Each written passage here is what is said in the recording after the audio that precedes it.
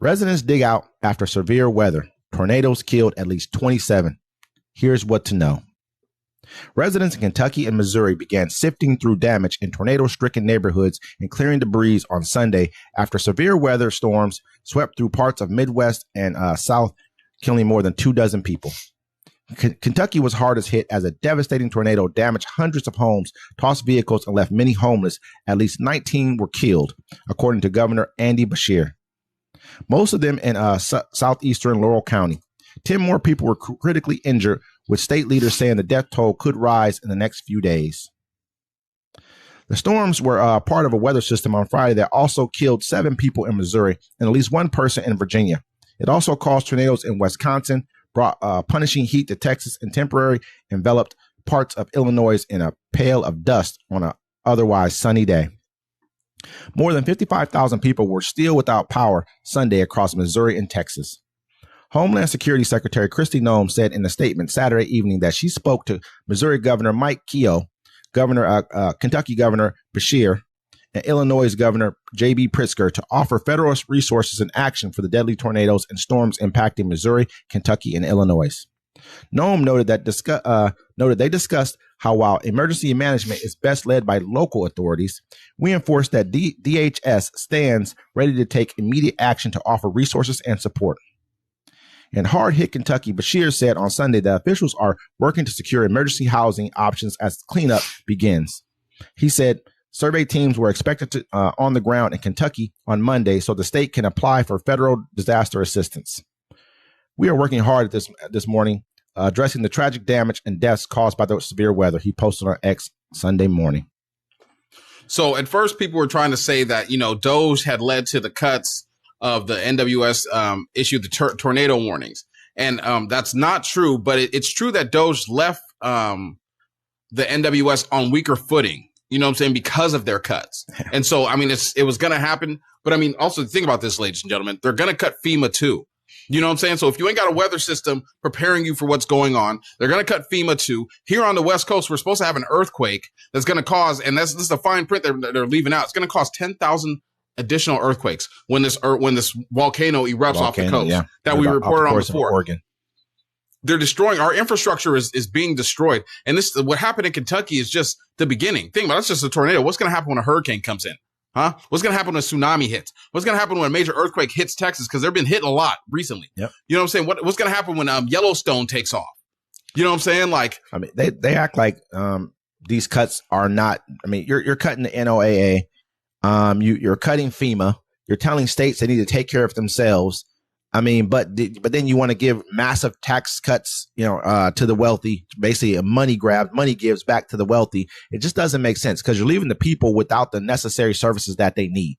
This is horrible. Imagine what just happened. I think it was in Arkansas. I think that's where Sarah Huckabee's down there.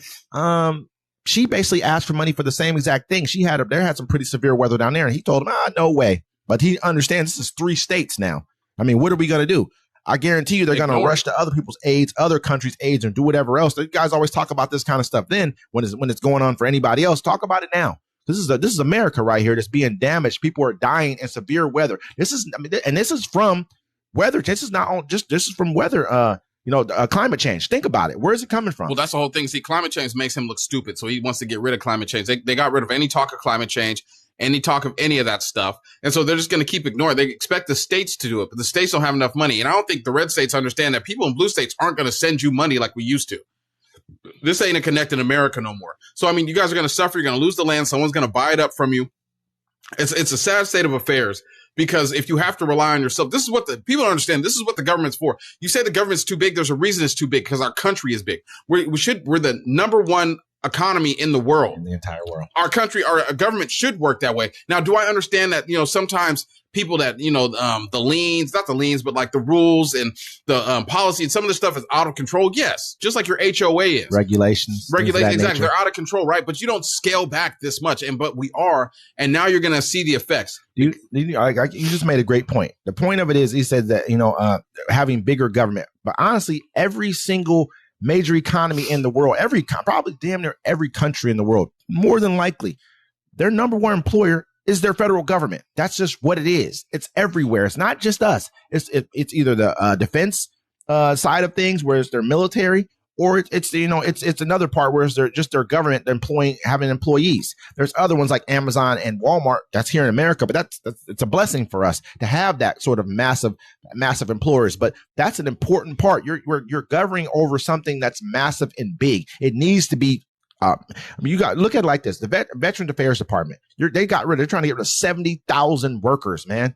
You know what I mean? Like, they already have backlogs of veterans who can't get care. You know, it's a travesty, man, where we're at right now with this entire thing. But this is just another case where it's going to show you that, hey, we would rather you guys take care of it on your own. But, you know, who cares that you send the federal government X amount of dollars all the time? Who cares that we're just raking this money in? Because we want to make sure that we have enough money to take it from you. That's all it is. It's a money grab. Think about it. They don't care. Think about it. He's about to throw a parade for himself that's going to cost $45 million. How much has he spent in just golfing since he's been here? They say he's going to spend over $1 billion. By the time he leaves office, he's going to have spent $1 billion golfing.